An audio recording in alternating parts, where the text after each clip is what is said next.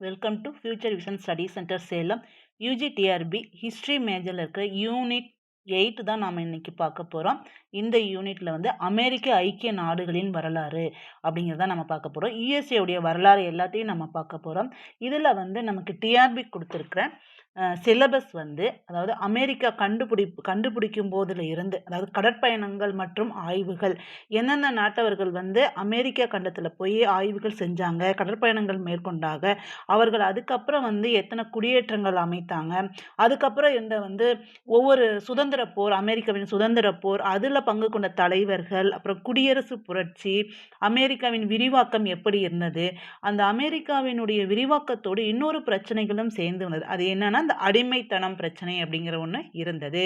அப்போ அதுக்கப்புறம் வந்து முதல் உலகப் போர், அமெரிக்கா முழுவதுமாக வளர்ச்சி அடைஞ்சிருச்சு. அதுக்கப்புறம் முதல் உலகப் போரில் அமெரிக்காவின் பங்கு அப்படிங்கிறத பார்க்கலாம். அடுத்தது இரண்டாம் உலகப் போரில் அமெரிக்காவின் பங்கு, அப்புறம் கெனடி, ஜான் எஃப் இவங்களுடைய பனிப்போர்கள், அதுக்கப்புறம் வரக்கூடிய பனிப்போர்கள், இந்த அடிமைத்தனத்துக்கு எதிராக போராடிய மார்ட்டின் லூதர் கிங் அவர் மூலமா கொண்டு வந்த சிவில் உரிமைகள் இயக்கங்கள், புதிய எல்லை முடிவுகள், அதாவது இந்த பனிப்போர்கள் யாரா இருக்கு அப்படின்னா சோவியத் ரஷ்யாவுக்கும் அமெரிக்காவுக்கும் இடையில் நடக்கும். அதன் மூலமா வந்து ஜெர்மனி இரண்டாக பிரிக்கப்படும், கிழக்கு ஜெர்மனி மேற்கு ஜெர்மனி அப்படின்ட்டு.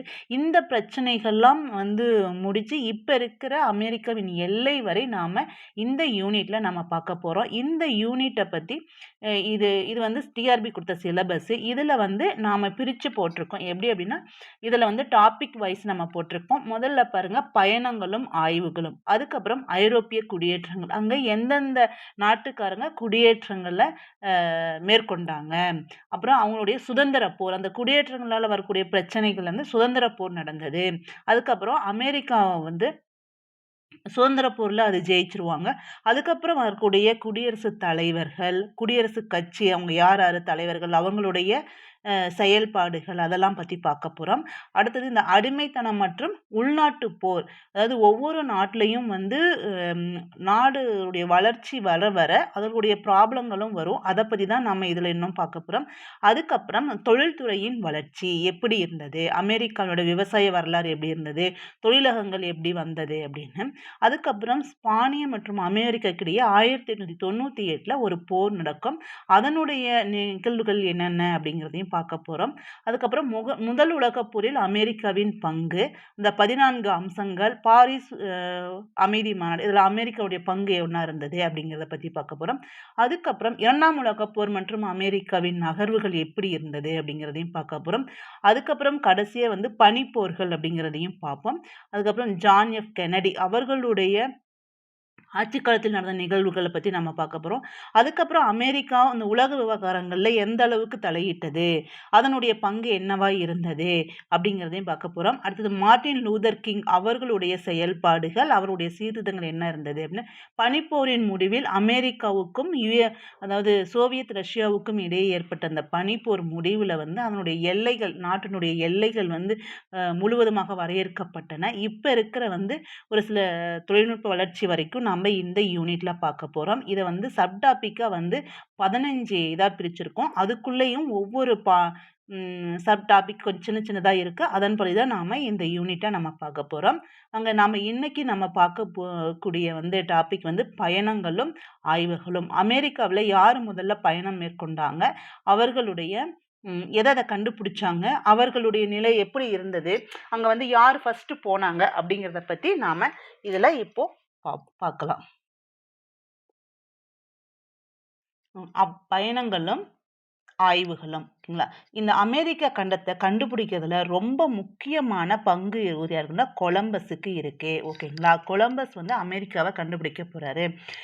ஏன்னா இதுக்கு முன்னாடியே மக்கள் இருந்திருப்பாங்க இல்லையா, அதாவது ஆதிவாசிகளாக இருந்திருப்பாங்க, நாடோடிகளாக நம்ம ஊர்ல இந்தியாவிலையும் இருந்தாங்க இல்லையா, ஹோமோசேப்பியன்ஸ், அந்த மாதிரி ஒரு சில வகை மனிதர்களும் அங்க இருந்திருப்பாங்க. அவங்க வந்து அதாவது அமெரிக்காவுடைய பூர்வீக குடிகள் அப்படிங்கிறது இருந்திருப்பாங்க. அதான் அந்த பூர்வீக குடிகளுக்கு பேர் வந்து செவ்விந்தியர்கள்.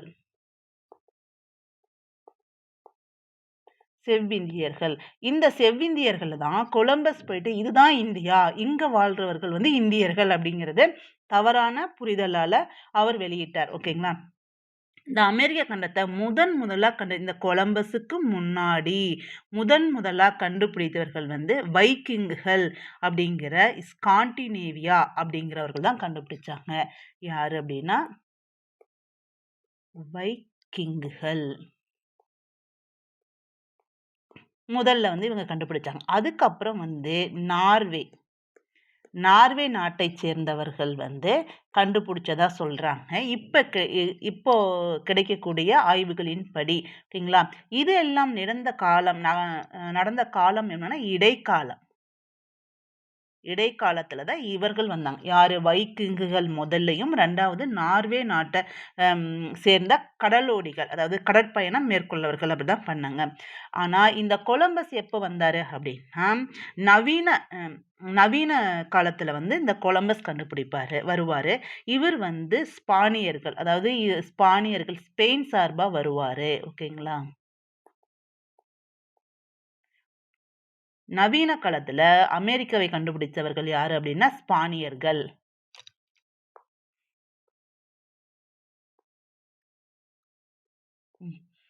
கிறிஸ்டோபர் கொலம்பஸ் தனது முதல் பயணத்தை 1492ஆம் ஆண்டு ஆகஸ்ட் மாதம் 3ஆம் தேதி தொடங்கினார். எங்கிருந்து தொடங்கினார் அப்படின்னா, இவர் வந்து பாவோஸ் துறைமுகத்திலிருந்து போவாரு. எங்க? ஸ்பெயின்ல இருக்கிற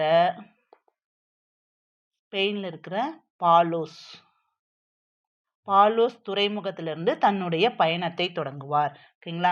இவர் இந்த பாலோஸ் துறைமுகத்திலிருந்து 1492 ஆகஸ்ட் 3ஆம் தேதி தொடங்குறார். சுமார் 2 மாதங்களில் கடலில் பயணித்த பிறகு 1492ஆம் ஆண்டு அக்டோபர் மாதம் 12ஆம் தேதி நள்ளிரவில் அவர் நிலப்பகுதியை அடைவார். அந்த நிலப்பகுதியோட பஹாமாவில் உள்ள குவானாகனி என்னும் தீவா இருந்தது. அதாவது பஹாமா தீவை கண்டுபிடித்தவர் கொலம்பஸ். ஓகேங்களா? இது ஒரு தனி கொஷின். அதே மாதிரி அங்க உள்ள குவானாகனி அப்படிங்கிற தீவுல தான் போய் இறங்குவாரு. இந்த நிகழ்வே கொலம்பஸ் அமெரிக்காவை கண்டுபிடித்த வரலாற்றை புகழ் பெற்றதாக இருந்தது.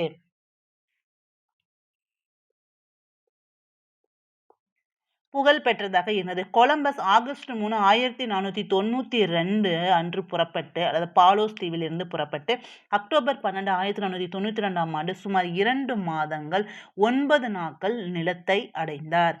எவ்வளவு நாட்கள் அவர் 2 மாதம் பிளஸ் 9 டேஸ்ல வந்து அடைஞ்சிருக்காரு. கிறிஸ்டோபர் கொலம்பஸின் இந்த பயணத்திற்கு நிதியுதவி செய்தவர்கள் யாருன்னா ஸ்பெயின் நாட்டு மன்னர் பெர்னினாண்ட் மற்றும் ராணி இசபெல்லா அவர்கள்.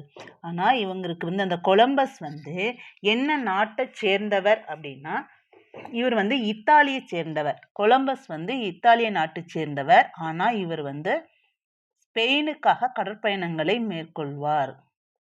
இத்தாலி நாட்டில் சேர்ந்தவர். குறிப்பா எங்க அப்படின்னா ஜெனோவா அப்படிங்கிற இடத்தை சேர்ந்தவர் தான் கொலம்பஸ். ஓகேங்களா?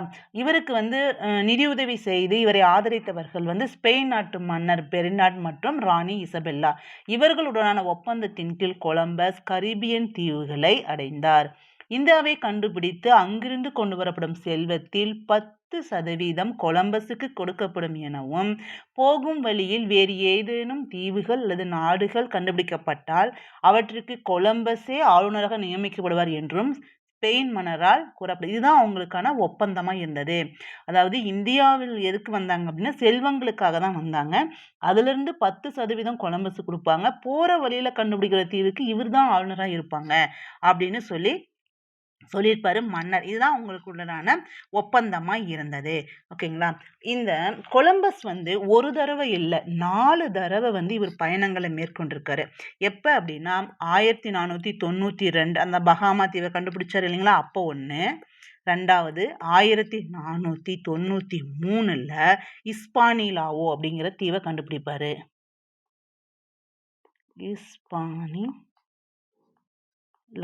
அப்படிங்கிற தீவை கண்டுபிடிப்பாரு.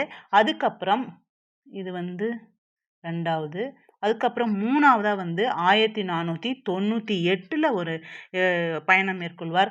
அதுக்கப்புறம் 4வது 1502ல ஒரு பயணம் மேற்கொள்வார். அதாவது கொலம்பஸை பற்றிய ஒரு ஜென்ரலான நியூஸ்னா அவர் எந்த நாட்டை சேர்ந்தவர், எந்த நாட்டிற்காக அவர் பயணம் மேற்கொண்டார், அதுக்கப்புறம் வந்து அவருடைய ஆதரித்த மன்னர்கள் யாரு, அவர் எத்தனை முறை பயணம் செய்தார், ஓகேங்களா? இதெல்லாம் ரொம்ப முக்கியம். இதிலிருந்து கூற்று காரணங்கள் அந்த மாதிரி நிறைய விஷயங்கள் வந்து கேட்கறதுக்கு வாய்ப்பு இருக்கு. அடுத்தது பாருங்க, அவர் போன கப்பல்கள், இதை பத்தி நம்ம பார்க்கலாம். கப்பல்கள். கொலம்பஸ் தனது முதல் பயணத்தை சாண்டா மரியா, பிண்டா மற்றும் நீனா ஆகிய 3 கப்பல்களில் மேற்கொண்டார். எத்தனை பேருடன்? 90+ நபர்களுடன் பாலோஸ் தீவிலிருந்து புறப்படுவார். இந்தியாவிற்கு புதிய கடல்வழி பாதையை கண்டுபிடிப்பதே கொலம்பஸின் முக்கிய நோக்கமாக இருந்தது. தான் ஆசியா, அதாவது இந்தியாவை அல்லது கிழக்கிந்திய தீவுகளை அடைந்து விட்டதாக கொலம்பஸ் இறக்கும் வரை உறுதியாக நம்பினார். ஆனால் அவர் கண்டுபிடிச்சது இந்தியா இல்ல. இந்த தவறான எண்ணத்தால் அவர் சந்தித்த பூர்வீக அமெரிக்க மக்களை இந்தியர்கள் என்று அழைத்தார். ஓகேங்களா? அது அந்த செவ்விந்தியர்கள் இருக்காங்க இல்லைங்களா, அவங்க வந்து இந்தியர்கள் அப்படின்னு அழைக்க ஆரம்பிச்சாரு. கொலம்பஸின் இந்த வருகை ஐரோப்பிய குடியேற்றத்திற்கும் பூர்வீக அமெரிக்க மக்களின் வாழ்க்கை முறை மற்றும் மக்கள் தொகையில் மிகப்பெரிய மாற்றத்திற்கும் வழிவகுத்தது. இவர் போனதுக்கு அப்புறம் நிறைய வெளிநாட்டவர்கள் வந்து அங்கு குடியேற ஆரம்பிச்சாங்க. அங்க போய் தங்களுடைய குடியேற்றங்களை அமைக்க ஆரம்பிச்சாங்க. இதற்கு முதல் காரணமாக இருந்தவர் கொலம்பஸ் தான். ஓகேங்களா? குறிப்பாக ஐரோப்பியர்களால் கொண்டு வரப்பட்ட நோய்களுக்கு சின்னம்மை போன்றவை பூர்வீக அமெரிக்கர்கள் பலியானார்கள். அமெரிக்காவிற்கு சின்னம்மை போன்ற தொற்று நோய்கள் வந்து எங்கிருந்து போனதுன்னா வந்து ஐரோப்பாவில் இருந்து தான் போனது அப்படின்னு சொல்றாங்க. ஓகேங்களா? இந்த கொலம்பஸ் வந்து கண்டுபிடிச்சிட்டாரு, இவர் வந்துட்டாரு. அதுக்கு முன்னாடி இவர் வந்து கண்டுபிடிச்சது வந்து தப்பு அப்படிங்கிறது வந்து மன்னருக்கு தெரிந்தது. ஓகேங்களா? அப்போ அதுக்கப்புறம் இதை எப்படி கண்டுபிடிச்சாங்க அப்படின்னா, அமெரிக்க வெஸ்புகி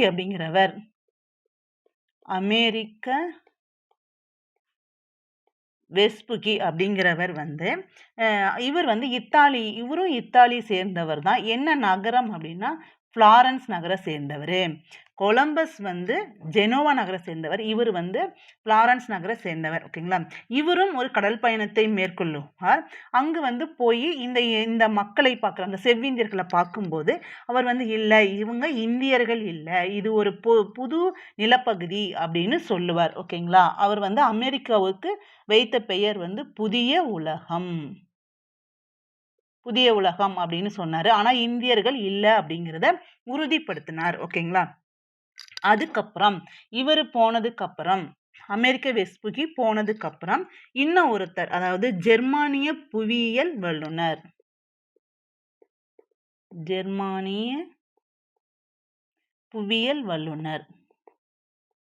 வல்லுனர் அவர் பேர் வந்து வால்டூசி முல்லர்.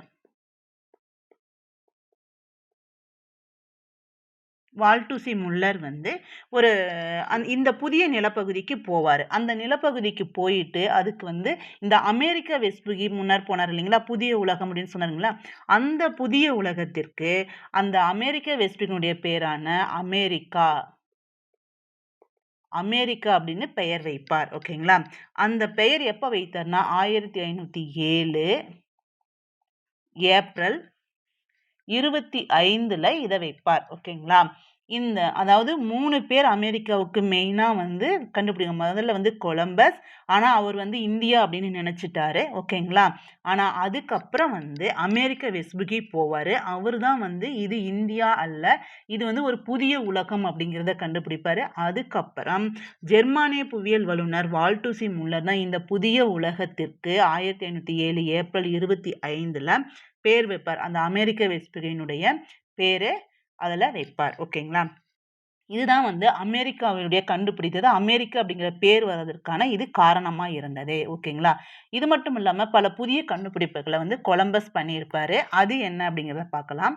தனது கடற்பயணத்தில் கொலம்பஸ் கியூபா, ஹிஸ்பானியோலா, தற்போது ஹைட்டி மற்றும் டொமினிக் குடியரசு, ஓகேங்களா, விர்ஜின் தீவுகள், போர்ட்டோ ரிக்கோ, ஜமாய்கா, டிரினிடாட் போன்ற பல்வேறு நிலப்பகுதி பரப்புகளையும் கண்டுபிடித்தார். ஓகேங்களா?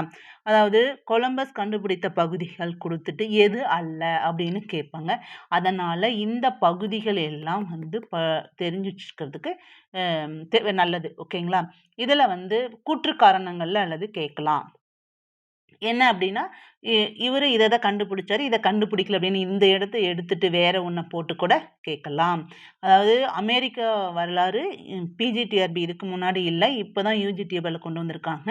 இதுல எப்பயும் வந்து ரொம்ப டஃப்பாவும் கேட்க மாட்டாங்க. ரொம்ப ஈஸியாவும் மீடியமா தான் வரும். ஆனா இந்த நேம் எல்லாம் நமக்கு வந்து பழக்கப்படாத நேம் இல்லைங்களா? இந்திய வரலாறு மாரி நமக்கு எல்லா நேமும் ஓரளவுக்கு தெரிஞ்சிருக்கும். ஏன்னா யுஜி, பிஜில படிச்சிருப்போம். ஆனா இது வந்து பழக்கப்படாத நேம்ங்கறனால நம்ம ஒரு தடவைக்கு 4 தடவ, 5 தடவ திரும்ப திரும்ப இந்த பேரெல்லாம் ப்ரொனவுன்ஸ் பண்ணி பார்த்தோம்னா தான் நமக்கு புரியும். ஓகேங்களா?